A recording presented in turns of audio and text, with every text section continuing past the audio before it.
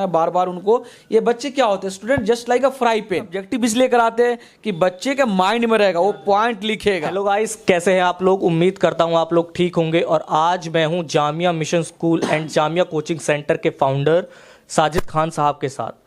तो आज हम इनसे जानने की कोशिश करेंगे इनके एक्सपीरियंस के बारे में, इनकी जर्नी के बारे में, इन्होंने कैसे यहाँ कोचिंग सेंटर स्टार्ट किया जामिया के बच्चों के लिए।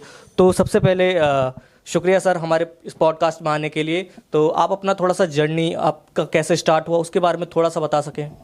वालेकुम सलाम। सबसे पहले मैं आपके जितने भी व्यूअर्स हैं उन्हें सलाम करना चाहूँ, अस्सलाम वालेकुम। और उम्मीद करता हूँ कि आप लोग अच्छे से होंगे और इस पॉडकास्ट को आप लोग देखिएगा, क्योंकि ये काफ़ी आपके लिए बेहतर हो सकता है। क्योंकि रीज़न ये कि ये एजुकेशनल डिस्कशन आपसे चल रहा है, तो हो सकता है मे बी आप स्टूडेंट होंगे, अदरवाइज आप किसी स्टूडेंट के पेरेंट होंगे।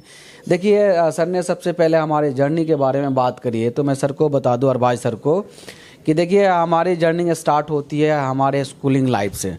जब मैं अपने होम टाउन से, मैं बिलोंग करता हूँ सिवान में, बिहार के रहने वाला हूँ। और जब मैं सिवान से माइग्रेट करता हूँ बेटर एजुकेशन के लिए, जैसे और भी लोग माइग्रेट करते हैं मेट्रोपॉलिटन सिटी में कि उन्हें बेटर एजुकेशन मिले या बेटर जॉब अपॉर्चुनिटी हो, तो मेरा जो मोटिव था कोई लग्जरियस लाइफ के लिए नहीं था, कि एक अच्छा बेटर एजुकेशन हमें मिल सके।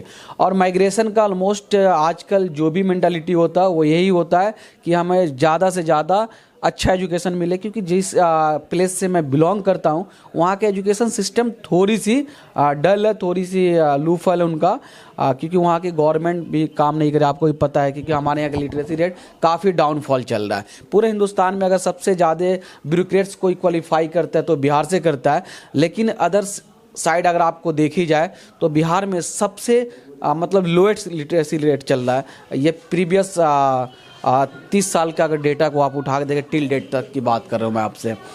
सबसे पहले मैं माइग्रेट किया, जब 10 पास आउट किया अपने सिवान में इमानुअल मिशन स्कूल से, तो मैं दिल्ली आया कि जामिया के कम्पिटिटिव एग्ज़ाम्स को अपीयर करता हूँ। अपीयर किया अल्हम्दुलिल्लाह। उसके बाद मैंने देखा कि मेरे नॉलेज के हिसाब से भी काफ़ी मल्टी टैलेंट स्टूडेंट यहाँ पे मौजूद थे। तो मेरा मेंटालिटी ये हुआ कि मतलब अपने टैलेंट के हिसाब से मैं शायद बेस्ट परफॉर्म नहीं कर सकता हूँ, क्योंकि हमसे भी काफ़ी परफॉर्मर अच्छा यहाँ पे अवेलेबल थे। तो मुझे एक वे के रिक्वायरमेंट था कि कभी भी मैंने माइग्रेट नहीं किया दूसरे प्लेसेस पे, कभी कंपटीशन फेस नहीं किया था। फर्स्ट टाइम था मेरे लाइफ में 11th के लिए। तो मैंने एक कोचिंग सेंटर ज्वाइन किया और उस कोचिंग सेंटर में काफ़ी मुझे अच्छा वे मिला, लेकिन मैं उस प्राइज को अफोर्ड कर सकता था, तो मेरे लिए उतना टफ टास्क नहीं लगा। तो मैंने क्या कि उस कोचिंग सेंटर में एडमिशन लिया। उसके बाद देखा कि काफ़ी ज़्यादा प्रॉब्लम फेस हुई, मतलब अदर बच्चे को, जो हमारे मेट्स थे, कलीग्स थे, उनको काफ़ी प्रॉब्लम फेस करनी पड़ी, क्योंकि फाइनेंशियल कंडीशन उनकी उतनी अच्छी नहीं थी, क्योंकि काफ़ी एक्सपेंसिव यहाँ पे कोचिंग सेंटर है। उसके बाद एकोमोडेशन के चार्जेस और ज़्यादा, रहने की इतनी प्रॉब्लम, फूडिंग का तो पूछो मत, इतना एक्सपेंसिव। दिल्ली के खाना सबसे ज़्यादा एक्सपेंसिव है, तो बच्चों को अफोर्ड करना बहुत ही टफ टास्क लग रहा था। तो मैंने सोचा कि मतलब उसी टाइम अपनी टेस्ट क्वालिफाई करने से पहले, जामिया एंट्री लेने से पहले, मैंने सोच लिया कि मैं जामिया में एंट्री लूँ या ना लूँ। लेकिन ऑलमोस्ट कोचिंग सेंटर खोलकर कम फीस में बहुत सारे बच्चों का एंट्री जामिया मिल्लिया इस्लामिया में, अलीगढ़ मुस्लिम यूनिवर्सिटी में, बनारस हिंदू यूनिवर्सिटी ऑफ दिल्ली में दाखिला जरूर कराऊंगी। ये मेंटालिटी मेरे 2014 से ही माइंड में पैक्ड हो गया। लेकिन फिर माइंड में ये आया, अगर मान लीजिए कुछ बच्चे ये कहेंगे आप तो खुद क्वालिफाई ना करा पाए तो दूसरों को क्या कराएंगे, तो ये टेंशन था। इसलिए मैंने काफ़ी मेहनत करी और क्वालिफाई किया। और अल्हम्दुलिल्लाह क्वालिफाई करने के बाद फिर मैंने अपना स्टडी 4-5 साल के करा। उसके बाद कोचिंग सेंटर मैं रन किया। अल्हम्दुलिल्लाह काफ़ी हमारे यहाँ से बच्चे क्वालिफाई किए। फिर देखा जिस लोकेलिटीज़ में मैं रह रहा हूँ, इस इलाके में स्कूलिंग की काफ़ी प्रॉब्लम है, बहुत सारे बच्चे माइग्रेट करते हैं। तो पिछले 2 साल से मैंने स्कूल भी ओपन कर रखा है, और बाकी आपको आउटकम्स के बारे में आपको मालूम ही है और पब्लिक को भी बताया। तो जैसा आपने बताया कि लाइक आप माइग्रेट करके यहाँ आए और आपने जामिया से 11th और 12th की पढ़ाई की, उसके बाद आपने जामिया में ही एडमिशन लिया कॉलेज से। तो जब आपने कोचिंग खोलने का सोचा ये, तो अभी तक आपने कितने स्टूडेंट्स की हेल्प कर चुके हैं और कितने स्टूडेंट आपके यहाँ से पढ़ के जामिया और अलीगढ़ में पहुँच गए हैं? कुछ अंदाज़ा, आइडिया आपको? जी बिल्कुल। अगर मैं बात करूँ, मेरा कोचिंग मैंने 12 बाद ही ओपन कर लिया था। 2016 में मेरा 12 पास आउट है एंड मैं 17 में ही अपने मतलब लाइट ऑन मेरा 26 जनवरी है बर्थडे जिसको बोलते हैं, तो मैं 26 जनवरी को ही अपना कोचिंग सेंटर का मतलब ओपनिंग करा था, इनोग्रेशन करा था और उसी ऑन डैट डे मैंने कोचिंग सेंटर ओपन किया और उसी टाइम प्लानिंग कर लिया, उस सबको अनाउंसमेंट कर दिया कि हम कोचिंग सेंटर ओपन करें। आप लोग मतलब मिनिमम फीस में चीप एंड बेस्ट रेट के हिसाब से मैंने मार्केट के हिसाब से बहुत कम पैसे रखकर बच्चों को क्वालिटी एजुकेशन देने की कोशिश करी और अल्हम्दुलिल्लाह मैंने क्वालिटी एजुकेशन दिया है। इसी वजह से एवरी ईयर सबसे ज़्यादा अगर क्वालिफिकेशन किसी का होता है किसी स्कूल कॉलेज में तो जामिया कोचिंग सेंटर से होता है। आप किसी का भी डेटा उठा के देख ले, सबसे ज़्यादा क्वालिफिकेशन अगर किसी बच्चे का होता है तो हमारे कोचिंग सेंटर से होता है। अल्हम्दुलिल्लाह स्कूलिंग में भी अच्छे परफॉर्मेंस है, कॉलेज में भी अच्छे परफॉर्मेंस हम लोग देते हैं और जो सबसे पहले हमने 2017 में दिया था उस टाइम 7 स्टूडेंट हमारे यहाँ से क्वालिफाई किए थे। तो एक मतलब होता है ना काफ़ी मतलब खुशी हुई थी, उत्साह भरा था, मतलब एरोगेंसी वाला नहीं था, काफ़ी प्राउड फील हुआ था। तब जाके हुआ कि एवरी डे उसमें इंक्रीमेंट हुआ और अल्हम्दुलिल्लाह लास्ट ईयर की बात करें मतलब इस सेशन का 24 और 25 के 48 स्टूडेंट हमारे यहाँ से क्वालिफाई किए, 48 स्टूडेंट स्कूलिंग और कॉलेज का। और जो मेन बात करें सबसे ज़्यादा बड़ी बात है कि अल्हम्दुलिल्लाह 7 स्टूडेंट क्वालिफाई किए हैं सिर्फ MBA में, 4 बच्चे क्वालिफाई किए जामिया इस्लामिया में एंड 3 बच्चे क्वालिफाई किए अलीगढ़ मुस्लिम यूनिवर्सिटी में। यानी अच्छा, तो आप जैसे आपने बताया कि MBA में 7 स्टूडेंट जो हैं गए हैं आपके, तो आप किन किन क्लासेस और किन किन कोर्सेज के लिए प्रिपेयर कराते हो उसके बारे में थोड़ा सा बता सकें। देखिए अगर स्कूल के लेवल की बात करें तो class 6 entrance, 9th 11 arts commerce science school में तो इसके ऊपर कराया जाता है क्योंकि हर जगह के यही मोटिव भी होता है कि किसी कोर्स में एडमिशन भी होता है जो भी सेंट्रल गवर्नमेंट की स्कूल होते हैं। एंड कॉलेज की बात करें डिप्लोमा इंजीनियरिंग BA आर्ट्स का भी कराते हैं। BA आर्ट्स में जैसे कि ह्यूमैनिटीज़ की जितने कोर्सेज है, political science, psychology, geography honours, BA LLB एक इंटीग्रेटेड कोर्स है, बहुत ज़्यादा बच्चे का डिमांड भी होता है तो उसके ऊपर भी मैंने काफ़ी काम किया और काफ़ी इसमें इनलार्ज है, बच्चे मतलब जंप किए इसमें। अभी मैं आपको बताऊं जब से NRC है उस टाइम तो LLB की काफ़ी स्टूडेंट कम आते थे, अभी तो मेरे पास LLB के स्टूडेंट 30-40 एवरी ईयर आ जाते हैं। तो हाँ, तो इसमें काफ़ी जंप है लेकिन उसमें क्वालिफिकेशन वही होता है कि 5-6 बच्चे क्वालिफाई करते हैं और रेशियो डिपेंड करता है कि कौन से बच्चे काफ़ी टैलेंटेड है, एवरी ईयर ये चेंज रेशियो होता रहता है। एंड मास मीडिया की जैसे आप भी मीडिया का कोर्स किए मतलब मास मीडिया की भी हमारे पास कोर्सेज है। एंड मास्टर्स की बात करें जैसे बैचलर्स में भी जो सबसे ज़्यादा हमारे स्पेशल कोर्स है बायोटेक्नोलॉजी बायोसाइंस का, बहुत ही अच्छा कोर्स हमारे यहाँ होता है और इसका सक्सेस रेशियो भी आउटकम बहुत अच्छा है अल्हम्दुलिल्लाह।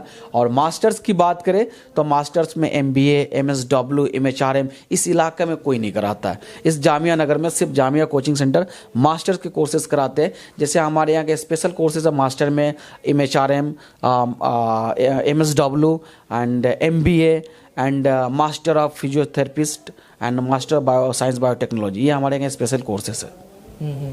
तो अभी मैंने देखा कि BA LLB के तो काफ़ी ज़्यादा बच्चे क्वालिफाई करते हैं, बट क्या है कि पेपर भी काफ़ी टफ पड़ जाता है ये, तो उसके लिए जैसे BA LLB के लिए तो आप ऐसा क्या खास कराते हैं जो बच्चे क्वालिफाई कर पाए, क्योंकि काफ़ी टफ एग्जाम है BA LLB जामिया का। देखिए एक्चुअली में होता क्या है, हमारे यहाँ प्रीवियस 5 ईयर का हम लोग क्वेश्चन टैली करते हैं, ठीक है, और हम लोग सिलेक्टिव स्टडी कराते हैं। हम लोग मतलब हमारी खुद की पब्लिकेशन है, हमारे यहाँ जो कम्पिटिटिव बुक है ना खुद की कम्पिटिटिव बुक्स है, तो हम लोग क्या कि एक ओवरव्यू हम लोगों ने बना रखा है कि हर साल कौन कौन से क्वेश्चन टैली करता है, तो क्वेश्चन के हिसाब से हम लोग वहाँ पे बच्चों को सिलेक्टिव क्वेश्चन देते हैं, यानी कि बल्क क्वेश्चन दे दें उसमें से कोई भी आ जाता है कोचिंग के तरह।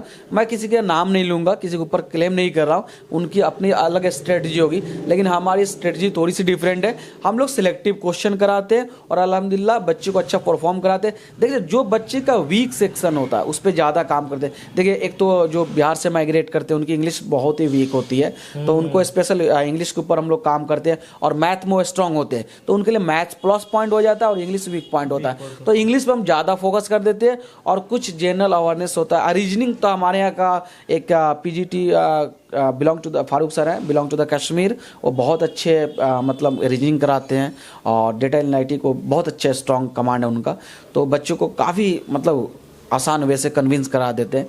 तो बच्चों को रीजनिंग, इंग्लिश और मैथ्स उनका स्ट्रांग पॉइंट होता है, इस पे हम लोग ज़्यादा फोकस कराते हैं, तो बच्चे आसानी से कम्पिटिट कर लेते हैं। तो जैसे आपने बताया कि जो बिहार से बच्चे आते हैं उनकी इंग्लिश काफ़ी वीक होती है, ऐसे ही अलग अलग स्टेट से बच्चे आते हैं। तो जब कोई बच्चा एनरोल करता है इस कोचिंग में पर्टिकुलर किसी भी कोर्स के लिए, तो उनको क्या क्या खास चीज़ें मिलती है यहाँ पे? देखिए, एवरी 12 डेज पे हम लोग क्या कराते हैं, टेस्ट कंडक्ट कराते हैं। एवरी 12 डेज पे मॉक टेस्ट होता है, क्योंकि एवरी वीक इसलिए नहीं करा पाते कि बच्चों को जैसे मान लीजिए कि एक वीक में अगर एक चैप्टर कराते हैं, मतलब पर्टिकुलर सब्जेक्ट का, तो उसमें क्या होगा, बच्चा मतलब सिंगल सब्जेक्ट में इसको परफॉर्मेंस अच्छा कर देगा, तो उसको लगेगा कि मुझे आ रहा है, तो फिर वो थोड़ा सा स्टडी पे डाउन होता है। तो हमारा टेस्ट कंबाइन होता है, हम लोग कभी पर्टिकुलर सब्जेक्ट का टेस्ट नहीं लेते हैं। 12 डेज पे लेते हैं लोग, एवरी टॉपिक से 2-2 चैप्टर का हम लोग कंप्लीट कराते हैं एवरी सब्जेक्ट से। उसके बाद कंबाइंड टेस्ट हम लोग लेते हैं, तो उसमें क्या होता है, बच्चे का परफॉर्मेंस थोड़ा सा डाउन होता है, लेकिन डे बाय डे वो इंक्रीमेंट करने लगता है। और सबसे बड़ी बात, मोटिवेटर क्लास एक चलता है हमारे यहाँ, मोटिवेशन क्लास एक चलता है कि जो बच्चे मोटिवेट करें, क्योंकि हम लोग बच्चे में भी कम्पिटिट करवाते हैं कि आप यहाँ पे 50 स्टूडेंट है और 60 सीट है, तो मान लीजिए अगर आप लोग यहाँ पे अच्छा परफॉर्मेंस नहीं करें तो लाखों स्टूडेंट में कैसे कर पाओगे। तो ये थोड़ा सा टैली करवाते रहना है बार बार उनको। ये बच्चे क्या होते हैं, स्टूडेंट जस्ट लाइक अ फ्राई पैन, ये फ्राई पैन की तरह होते हैं। अभी कन्विंस करो मुझे ये करना है, रूटीन शेड्यूल बना लेते, बाद में फिर जब फ्राई पैन जब तक हीट रहता है कुछ भी फ्राई कर देता है, कोल्ड होने के बाद जस्ट नॉर्मल। तो ऐसे स्टूडेंट होते हैं, तो बार बार उन्हें मोटिवेट करना होता है। हमारे एक लेक्चर चलता है जो every 15 minute every day motivation चलता रहता है, जिससे बच्चे काफ़ी मतलब अट्रैक्ट भी हो रहे हैं एजुकेशन की तरफ और परफॉर्मेंस भी अच्छा हो रहा है। यानी कोई स्टूडेंट आता है जो एनरोल करता है, तो उसको आप हर 12 डेज में जिस तरह का पेपर आता है एग्जाम में, उसी तरह का पेपर सेट करके उनका टेस्ट होता है और फिर वो उसका निरीक्षण किया जाता है कि कैसे बेटर हो सकता है स्टूडेंट। इसी तरह का कुछ प्रोग्राम है? नहीं, एक्चुअली में सर हम लोग क्या कराते हैं कि जो ऑब्जेक्टिव जो क्वेश्चन होता है ना, बच्चे उस पर थोड़ा सा तुक्का भी लगा देते हैं, ठीक है। तो हम लोग सब्जेक्टिव टेस्ट लेते हैं, कभी भी ऑब्जेक्टिव नहीं लेते। हाँ, लेकिन मंथ में क्या होता है, मंथ में सब्जेक्टिव लेते हैं। जब 4 टेस्ट कंडक्ट करा दी जाती है, तो 5वां जो टेस्ट होता है वो क्या होता है, वो ऑब्जेक्टिव होता है, अदरवाइज सब्जेक्टिव। क्योंकि सब्जेक्टिव इसलिए कराते हैं कि बच्चे के माइंड में रहेगा, वो पॉइंट लिखेगा। और ऑब्जेक्टिव में तो नहीं है, तो चलो एक में तो एक तुक्का मार ही देते हैं। तो ये तुक्का वाला सिस्टम हम लोग नहीं करते, तभी जाके हमारे यहाँ का परफॉर्मेंस सबसे ज़्यादा अच्छा हो रही है। अब मैं रिवील कर रहा हूँ सिर्फ आपके चैनल पे, क्योंकि जिसके रेफरेंस आप हैं वो बहुत क्लोज है। ताबिज़ भाई बिलोंग टू द सिवान, और खालिद भाई ये बहुत अच्छे हमारे भाई हैं, मित्र हैं। तो उनकी वजह से मैं रिवील कर रहा हूँ, ना इस चीज़ को, अपने स्ट्रेटजी को रिवील नहीं करता। तो अभी हमारी जब बात हुई तो हमें एक बात और बताई कि आपने अभी स्कूल भी खोला है। तो स्कूल खोलने का आपका क्या उद्देश्य था? जब कोचिंग सेंटर इतना अच्छा चल ही रहा था, तो स्कूल क्यों खोला आपने? देखिए, स्कूल खोलने का सारा क्रेडिट हमारे गार्जियंस को जाता है, जो हमारे कोचिंग के पेरेंट हैं उनको जाता है क्रेडिट। क्योंकि उनका कहना था कि आप लोग स्कूल में, कोचिंग में इतना अच्छा परफॉर्मेंस दे सकते हैं, तो स्कूल में और बेहतर कर सकते हैं। 2 मोटिव से मैंने स्कूल को रन किया। पहला मोटिव कि जो हमारी कम्युनिटी है, हम जामिया नगर से बिलोंग करते हैं, इसमें सारे ऑलमोस्ट 99.99% मुस्लिम कम्युनिटी रहती है। तो इनके पास थोड़ी सी उर्दू की तालीम भी कमी है, उर्दू की इल्म भी इनके पास बहुत कम है। बस है कि होता है ना कि नाम वाले शोबाजी है और कुछ नहीं। तो देखा कि यहाँ के लोग माइग्रेट, दूसरी प्रॉब्लम क्या है कि ये माइग्रेट करते हैं, दूसरे स्कूल में नॉन मुस्लिम ऑर्गेनाइजेशन में जाते हैं। क्यों जाते हैं? क्योंकि वहाँ की एजुकेशन अच्छी है। जैसे कि बात करें DAV पब्लिक स्कूल जसोला, देव समाज सरिता बिहार, DPS निजामुद्दीन, हाँ, और एक बहुत अच्छा मुस्लिम ऑर्गेनाइजेशन है, आपको उसका नाम है न्यू होराइजन, तो निजामुद्दीन में, वो भी बहुत अच्छा है। तो कुछ उसका मैंने कल्चर, कुछ यहाँ का क्वालिटी, क्योंकि हर जगह पे जो भी है स्कूल के प्रिंसिपल्स हैं, तो हमारी थोड़ी उनसे बातचीत होती रहती है। तो उनसे कुछ आइडिया भी मैं लिया हूँ, और कि कैसे हमें बेहतर करना है। तो उनसे कुछ आइडिया लेकर मैंने स्कूल ओपन करा। और हम हमारी जो एजुकेशन मिनिस्टर है अतिशी मैम, उनसे भी मैंने कुछ पॉइंट लिया है कि हम अपने इलाके में कैसे स्कूल को चलाएं। तो उनके आइडिया लेने के बाद मनीष सिसोदिया जी से, वो भी एजुकेशन मिनिस्टर रह चुके हैं, उनसे भी मैंने कुछ आइडिया लिया। उसके बाद मैंने स्कूल को ओपन किया, और ओपन करने का मोटिव ये है कि जो माइग्रेशन है वो मैं रोक सकूं, जो नॉन मुस्लिम ऑर्गेनाइजेशन में जा रहे हैं उसके पे थोड़ा सा मैं रोक दूं, कि कम करूं उसको। इसलिए मैंने स्कूल खोला, और बहुत ही कम रेटों में मैं वो क्वालिटी दे रहा हूँ जो निजामुद्दीन का, DPH देती है, जो निजामुद्दीन का न्यू होराइजन देता है, जो जसोला का DAV पब्लिक देता है, जो भी टॉप स्कूल साउथ दिल्ली के। तो उस टाइप का क्वालिटी एजुकेशन मैंने प्रोवाइड किया और अल्हम्दुलिल्लाह आपकी दुआ से और हमारे पब्लिक की दुआ है कि हम लोग बेहतर करें अल्हम्दुलिल्लाह। अच्छा, स्कूल खोलना तो लाइक काफ़ी टफ प्रोसीजर हो जाता है, तो ऐसे आपको क्या क्या संघर्ष फील करने पड़े जब आप स्कूल खोल रहे थे? क्या क्या चीज़ें थी जो आपके साथ हुई, बताना कर शेयर करना चाहें आप? बिल्कुल बहुत ज़्यादा प्रॉब्लम फेस करनी पड़ी, बहुत ज़्यादा, क्योंकि एक्चुअली में कभी स्कूल में आइडिया नहीं था, मैंने कभी स्कूल रन नहीं किया था। सबसे ज़्यादा प्रॉब्लम आई स्पेस की बहुत ज़्यादा प्रॉब्लम थी।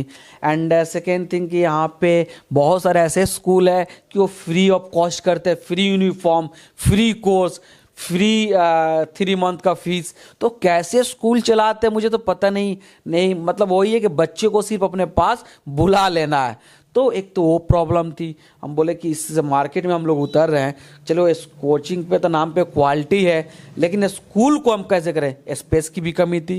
एंड यहाँ पे 10 US ऑर्गेनाइजेशन है कि वो बिल्कुल फ्री ऑफ कॉस्ट दे रहे हैं, और कुछ टॉप स्कूल है उनके पास काफ़ी अच्छा इंफ्रास्ट्रक्चर भी है। तो अब उनसे भी कम्पिटिट करना था। तो मैंने सोचा एक ही काम करूँगा, हम क्वालिटी के ऊपर काम करेंगे, 1 ईयर हम लोग सफ़र करेंगे और नेक्स्ट ईयर से हम लोग बेहतर कर जाएंगे, क्योंकि पब्लिक को पता चलेगी। लेकिन अल्लाह का शुक्र था, करम था कि फर्स्ट सेशन में ही 250 प्लस स्टूडेंट हमारे यहाँ इनरोल ले लिए। मुझे जगह की काफ़ी प्रॉब्लम हुई, फिर दूसरे जगह पार्ट वाइज में करना हुआ, क्योंकि बिल्डिंग में चलता है, फिर बगल में दूसरा बिल्डिंग लिया, तीसरा बिल्डिंग लिया, प्राइमरी अलग करा, प्ले का अलग करा, सेकेंडरी अलग करा, क्योंकि हमारे यहाँ 11 आर्ट्स कॉमर्स साइंस भी है, तीनों स्ट्रीम इस इलाके में जामिया मिशन स्कूल ही आपको तीनों स्ट्रीम प्रोवाइड कराती है। तो ये प्रॉब्लम थोड़ी सी फेस करनी पड़ी। अल्हम्दुलिल्लाह अब एवरीथिंग इज़ फाइन, स्टेबल है। तो सर, जैसे आपने बताया कि कोचिंग चल रही है, तो कोई बच्चा आना चाहता है तो क्या किसी को स्कॉलरशिप या कुछ टेस्ट जिससे कुछ फीस कम हो सके, कुछ हेल्प हो सके उस बच्चे की, कुछ ऐसा है प्रोग्राम है क्या? बिल्कुल सर, फर्स्ट 50 स्टूडेंट का 50% डिस्काउंट है इनरोलमेंट पे। अब सिंगल क्लास में नहीं, मैंने फर्स्ट 50 एडमिशन। और पहले जो बच्चा को क्या करते हैं, हम लोग टेस्ट कंडक्ट कराते हैं स्कॉलरशिप की तरह। जो भी हमारे बच्चे आते हैं सबको एक टेस्ट देना पड़ता है। अगर जिस बच्चे का 80 से एबव स्कोर आता है तो बिल्कुल फ्री ऑफ कॉस्ट हम लोग कोचिंग पे, बिल्कुल free of cost, only tuition fee free, coaching free होता है। अगर वो यहाँ पे अपने रिलेटिव्स के पास अगर रहते हैं, किसी भी किनशिप के पास रहते हैं, तो उनका एकोमोडेशन और फूडिंग का हम लोग अफोर्ड नहीं कर सकते, बस ट्यूशन चार्ज बिल्कुल फ्री है। और जो 61 भी परसेंटेज लाते हैं हमारे टेस्ट में, और नॉर्मल पेपर होता है, यानी कि टॉप बना दिया जाता है, उनके सिलेबस के अंदर का आता है, नॉर्मल होता है। और 61 प्लस अगर लाते हैं तब भी उनको 50% का स्कॉलरशिप मिलता है। और नॉर्मल जो स्टूडेंट है फर्स्ट 50 एडमिशन पे भी 50% का हम लोग डिस्काउंट दे रखे हैं, स्कूल और कोचिंग दोनों के लिए।